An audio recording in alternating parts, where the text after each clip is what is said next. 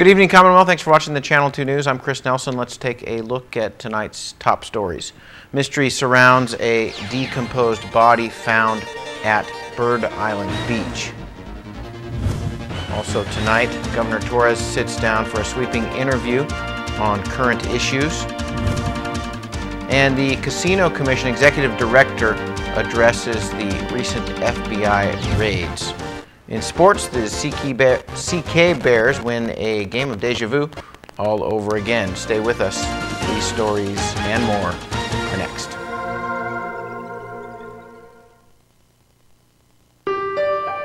"48 hours. That's all we get in a week. But those 48 hours, we try to make them last forever. How? By filling in fast with all the right stuff. With a lot of laughter, a little drama, some adventure, and a whole lot of love." Dad, Mom's here. It happens pretty quick, Bye, Dad. but it's cool.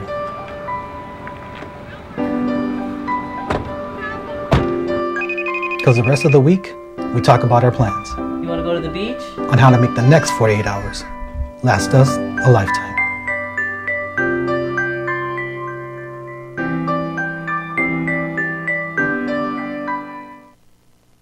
Watch the Visitors Channel online, on time, anytime at SaipanTV.com. Where to go, what to see, what to do. Restaurants, spas, activities, and culture. It's all in one place, in high definition, on your mobile device. SaipanTV.com. Check it out.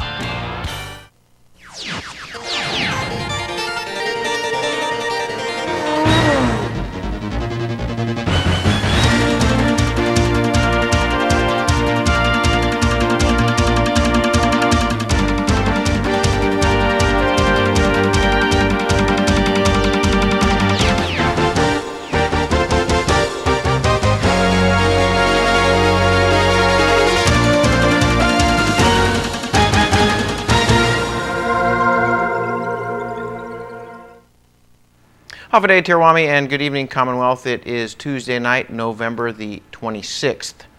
Police want to conduct an autopsy on a body found at Bird Island Beach on the north coast of Saipan. Police say they received a call yesterday afternoon about 2:15. Two hikers made the grisly discovery, finding the decomposing body on the beach. We have blurred out the body for our viewers. Difficult to tell if it's a man or woman from the picture, and police say they can't identify it. No ID was found on or around the body. Last month on October the 26th, the vehicle was driven off of Bonsai Cliff. Vehicle was found, but after a few days of searching, search was called off. No body was ever recovered. It's not known if these two incidents are related. No cause of death has been determined. The victim was found face down. Criminal Investigation Bureau, CIB, is recommending an autopsy. Tonight we sit down with Governor Ralph Torres. Main topic, tourism, as Skymark Airlines launches its first international flight to Saipan on Friday. It's a big deal for them and an even bigger deal for the CNMI. The governor answers questions about the military buildup, the possibility of moving public schools, Garapan development, and hotel leases. He also addresses the ongoing federal investigation. There's nothing to hide. We're here to make sure that we cooperate. At the end of the day, I am voted in by the people to do what I am voted for. Our business community, there's lease that needs to be made. I have an obligation to make sure that I fulfill, and I'll continue to do that. And I just can't wait to clear my name. And at the same time, you know, it is challenging, but this is why this Thanksgiving was meaningful to spend time with our families, as every Thanksgiving, to just give praise, thanks to the Lord, and appreciate life.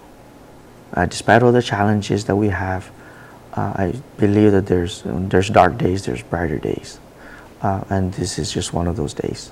Governor Torres heads to Japan tomorrow morning and then will take the inaugural flight on Skymark Airlines to Saipan from Tokyo this Friday. So having Skymark now come in gives us that opportunity to rebuild our friendship with Japan, our Japanese, our prior tourists that's been here, and then hopefully our business partners, Japan, come back and reinvest here on the island. What do you think we'll see first from the Japan investment side? A hotel or new development, or what do you think? I think on the horizon? For now the most critical part is maintaining our Japanese investors here, whether it be Grand Rio, Hyatt, Aqua Resort, Kingfisher. Those are the four biggest establishments that we have now. It's important that the government and the community embrace that relationship, and I think that is the beginning part of bringing in other investors. But ultimately, I would like to have them come back and invest in the hotel, another airline. Two major Saipan hotel properties have leases that will expire soon. Fiesta Resort and Hyatt Regency Saipan both have indicated that they would like to stay. Fiesta will rebrand its Guam property soon to an international brand, and there is thought that if a new lease is signed here, that could happen as well. Hyatt is currently the only international brand in the market. Governor Torres is directly involved in negotiations.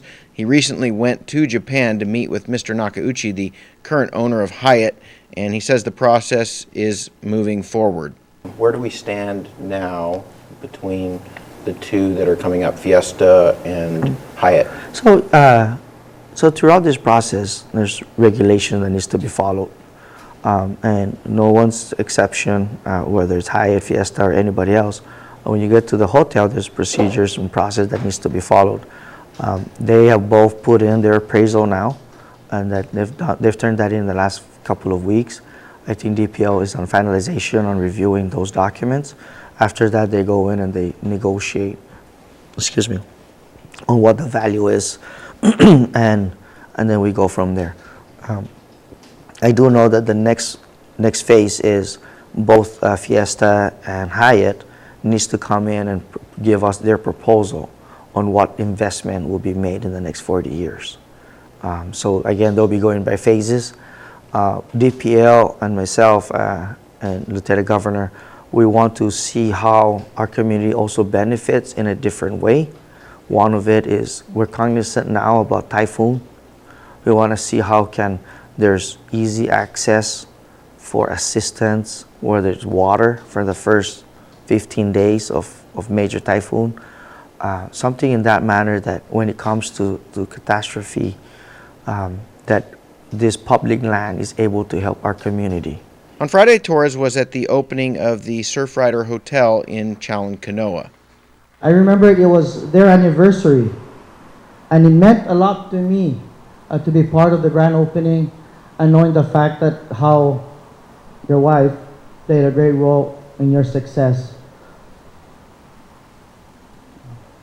Congratulations. Part there where you choked up for a moment. Tell me, what was going through your head? Well, Bob Jones, him living on this island is a choice. I believe that. He can live anywhere else in the world. He has the financial resources. He lives down at CK. Nice house, nice beach. So a couple years ago, we opened Great Harvest. And I remembered him and his beautiful wife, late wife now, was their anniversary. And to me, it was like, with their age, yet they're still fighting and moving forward and trying to make this community a better place. And the product they're bringing in are top notch. So Friday at the hotel opening, you were thinking back on that? Is that what made you? I did, because I'm standing there looking south where Great Harvest was. For me, here we are again, opening up another resort right next to the Great Harvest. And I look over and, his wife is not here in physical. And just hit me that even despite that she's not here, Bob continued to move forward. And in memory, and just that partnership. And I just looked over at Bob and I just felt that despite everything that's going on, there's just those moments that you appreciate life. We'll have more with Governor Torres tomorrow night. The Casino Commission met today and discussed the FBI probe, and a fugitive is behind bars. Our Ashley McDowell has the details. Ashley? Thanks, Chris. The Casino Commission met today and with Imperial Pacific a target of a federal investigation. The meeting started with a statement from the Executive Director, Edward De Leon Guerrero, regarding the FBI raid on IPI. Take a listen. Mindful that there is an ongoing criminal investigations into IPI, and perhaps there may be some issues associated with that particular situation that maybe there's a little bit more cautions on their part about appearing before any public presentations. We've met with Mr. Ed Shen too, and they noticed the sensitivity issues. But we have impressed upon them the necessity of having the management of IPI show up on every meeting. But like the Vice Chair indicated, CCC should proceed with what it wants to do. The search is over.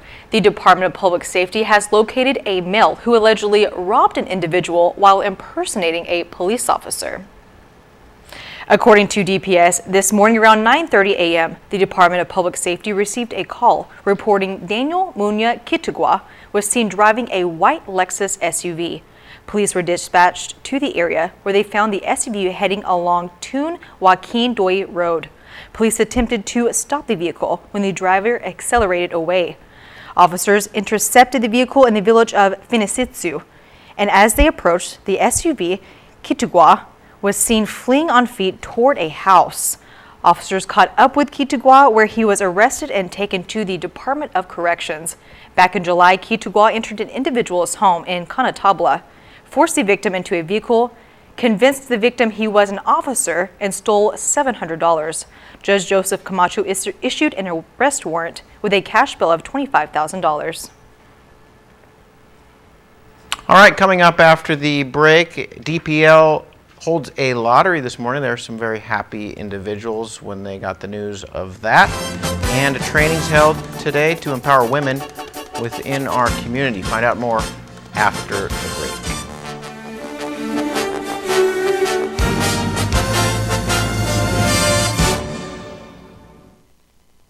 ITN's data was still working. It was easier for us to communicate with family. We would video call, show them around, like this is how bad it hit Rhoda. During the typhoon, when we were struggling to get back on our feet, ITN like pushed back the date for when to pay your bill. They were helping us so that we don't have to spend the money. Instead of using it for the bill, we used it to help us to get back on our feet. I'm Vaina Lizama and I'm with the network that works. Jose and Pedro were born on the very same day. Jose liked to play sports. Pedro liked to play video games. Jose's favorite word was pass. Pass me the ball. Pedro's favorite word was pass too. Pass me the rice. Jose is retired and has both time and energy. His life is just beginning. Pedro has diabetes, hypertension, and gout. His life could soon end. Eat less, play more, live longer. Brought to you by PHI, the pharmacy you can trust. Welcome back. You're watching the Tuesday night edition of the Channel 2 News. A lottery held at the Department of Public Lands made 11 people very happy this morning. Sally Lemus saw those smiles and has the details. The DPL Homestead Division held a lottery for applicants who have been waiting since the early 90s. Today, they finally got their chance to pull out lots that will soon be theirs. And what you see back here, today we have the lottery for the homestead. So these people here are our 191 and 92, 93, 94 applicants that have been waiting to receive their homestead. So we are very happy that we're issuing that loan today. So these people are here to choose their lots, checking out the maps, and we're very happy that we are giving that out today before the end of the year. So it's a good Thanksgiving for everybody. The lots given away today were either revoked by DPL or were surrendered by previous owners who felt they can't afford to build a home. These lots are in the villages of Kangman 2, 3, and 4. According to Irene Torres, director of DPL Homestead Division, applicants are chosen by the year they first applied.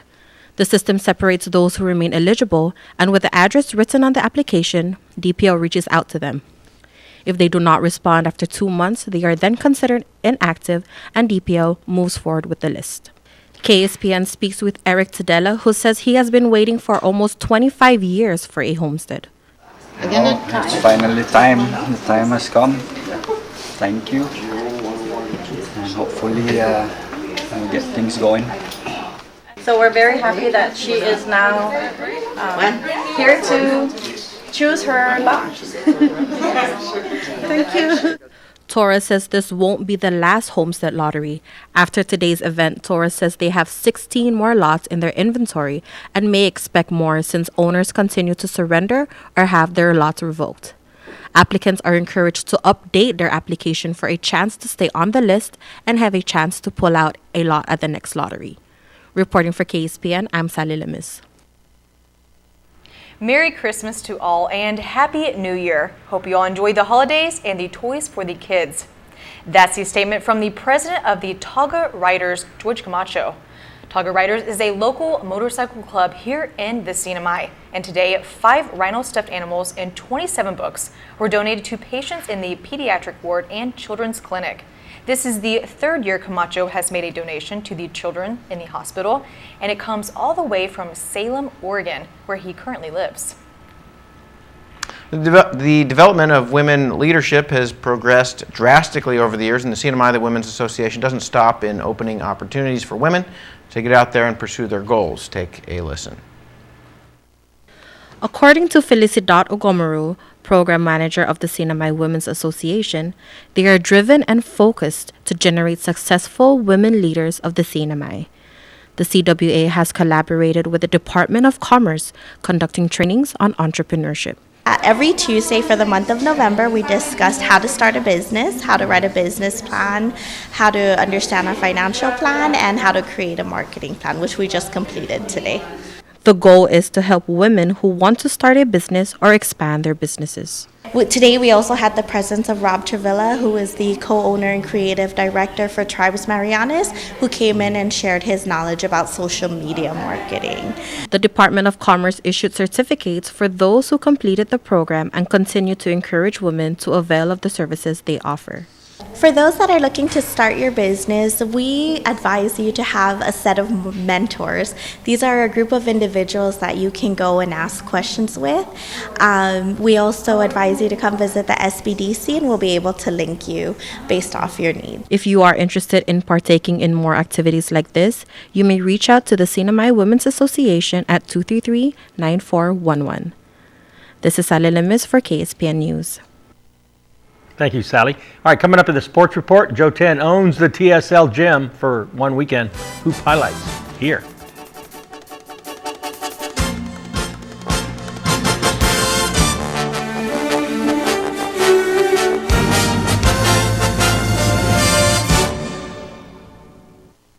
Faster, easier to use. With live TV, recordings, video on demand, and streaming apps, all in a single place.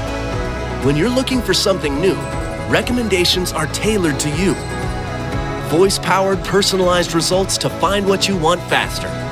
And the unlimited potential of smart home. The new experience from TiVo is here. Half a day, I'm Dr. Dennis Williams, eye surgeon and physician at the Marianas Eye Institute. Smoking can harm nearly every organ in your body, including your eyes. Cataracts are a leading cause of blindness in the world, and if you smoke, you could be doubling your chance of forming them.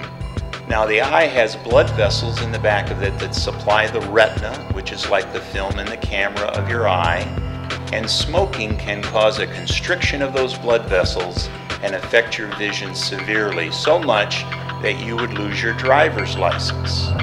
The good news is smoking is controllable, and quitting now can significantly help. Fortunately, these same studies have shown that by stopping smoking, you can decrease this risk in the future in spite of many years of smoking. So I encourage you to stop smoking as soon as you possibly can. Many eye issues can be treated right here on Saipan. Come see for yourself. This has been Dr. Dennis Williams of the Marianas Eye Institute.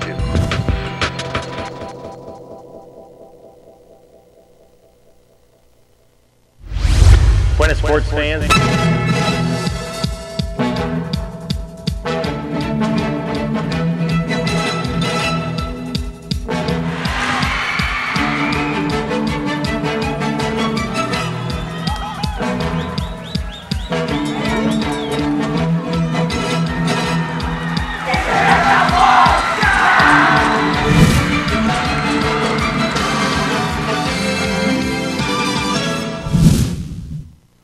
Buenas sports fans, the Saipan Baseball League ended Saturday the same way it did last season, except this time they were able to finish it on the field.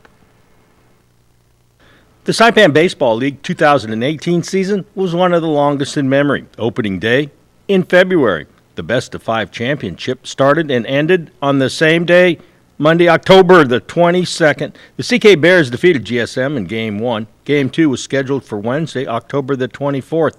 It never happened. Super Typhoon U2 hit Palacios Field with a beanball clocked at 180 miles an hour, knocking it out of commission until last June. The CK Bears were declared the 2018 champions. GSM never got the chance to beat them on the field. The field looks different this year. The grass replaced dirt. It's been mowed at 2 different levels, Saipan style, to make it look cool. This year, the Mariners took out GSM in the semifinals to earn the right to face the defending champions, who lost only once this whole year in taking the pennant and reaching the finals. Game 1, poof. Mariners forfeited. First time in Saipan Baseball Championship history that happened. Game 2 was all CK Bears 14-3. Here we go. Game 3, Saturday. The CK Bears with a chance to wrap up the title. They turn to the righty, Virgil Sarmadal, to close the door. Runner on, no outs. He fans Jonah Flores. McGuire with the potential double play, 2-hopper. Oh, it's fumbled by Fred Songal, but still got time to get Jonathan Villagomez forced at second. Then a swing and a miss from Shine. Virgil, oh, he's a true all-around baseball player. He can field every position. Nate the Great Camacho on the bump for the Mariners. He gets Fred Songal staring at a fastball at the knees. JJ LaFoy, you can sit down now. Looking. Good eye. A fly out, and the Mariners were retired. And Nate on the ring for out number 3. So 2 complete innings. The score remains 1-0. CK Bears. Nate can throw, and Nate can hit. That's a solid single, but he never got past first base.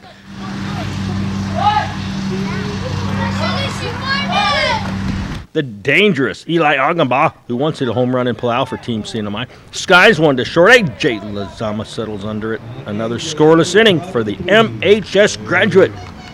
CK Bears offspring enjoying themselves at this game meanwhile.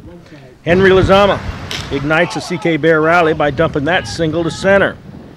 AJ Lazama follows a seeing eye single under Augenbaugh, and the runners were on the corners. A wild pitch later, Henry races in, touches the dish. The catcher retrieves the ball and throws it to... Where? Where did he throw it? Oh, why did he throw it there? Oh my, Bears dominate all aspects of this game. All the way out there.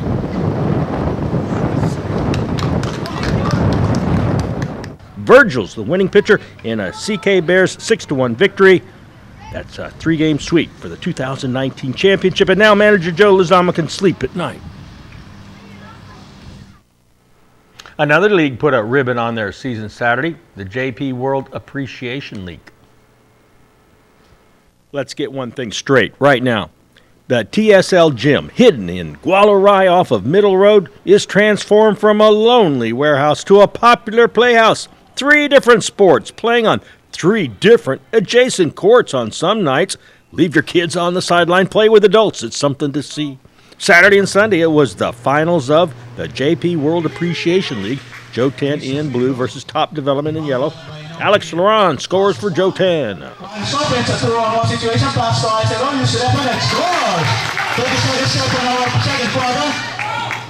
Top's turn. Pass to Velasco, shoot, and scores. 2 points for Velasco.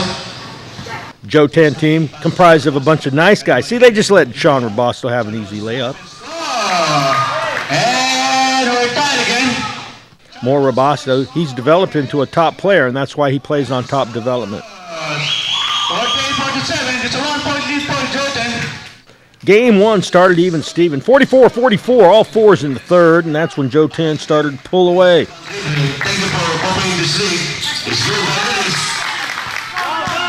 Joe 10 wins this game 75-66 and then came back on Sunday to win 85-66 to take home the trophy.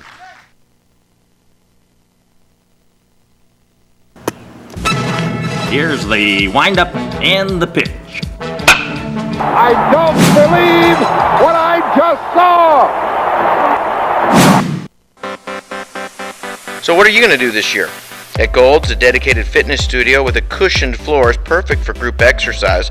The cardio room features a variety of treadmills, bikes, steppers, and ellipticals.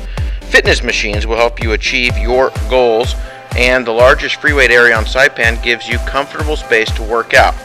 Gold's Gym Team is ready to help you get to your goals. Try harder. We know you can do it. Traveling or laying over on Guam? Don't wait around. Zip into Guam Adventures Zipline Park inside the Hilton Resort and Spa. Guides will take you through a series of zips, starting with a mountain course and then zip over the ocean with spectacular views of Tumon Bay. 6 zip lines in all deliver a thrilling experience, and it's family friendly, so bring the kids ages 6 and up. You'll love the security of double lines and a new braking system to make riding smoother.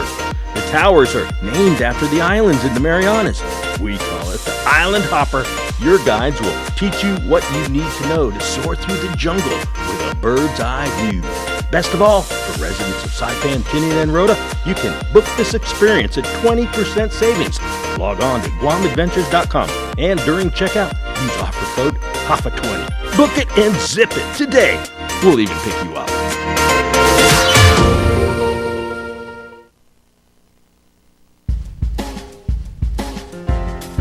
There it is, Tropical Depression 29W on a track to pass 250 miles south of Saipan Wednesday. A tropical storm warning is in effect now for Rota, Tinian, and Saipan. The high today was only 82, the low 75, 91% humidity. Now tonight, winds expected to pick up to 40 miles an hour coming from the east, gusting up to 45. And also, those winds will continue through Wednesday morning and afternoon. Heavy rain expected throughout the night. High around 86, low 75. High surf advisory in effect. Surf up to 20 feet. No reason to go out there. Sunrise 6:24. High tide at 8:42 in the morning. Low tide 2:14. Sunset at 5:44. All right, some nasty weather out there as we head Yeah, into but it's only a Thanksgiving. tropical depression right now. Tropical storm maybe, and it's going pretty far away. So I'm not. PSS sent kids home early today, and they have canceled school for tomorrow. Government, as I understand it, will not operate, at least in the morning, until the all clear is given. We are in tropical storm condition 2 now. Okay. So. Well, I'm not boarding up, so for what it's worth. So. Be careful driving around, be careful on the roads, and be careful next to the ocean. We also got a report of a parasailing accident today out on the water. Don't know a lot of details yet. Yeah, it was but pretty windy this afternoon. a lot of kite surfers, well, I say a lot, but there was 2 kite surfers out there. They were enjoying the heavy wind. They were extremely enjoying it. Wind is good for depending on who you are. That is news, sports, and weather on this Tuesday in the Commonwealth. Thanks for watching. Good night.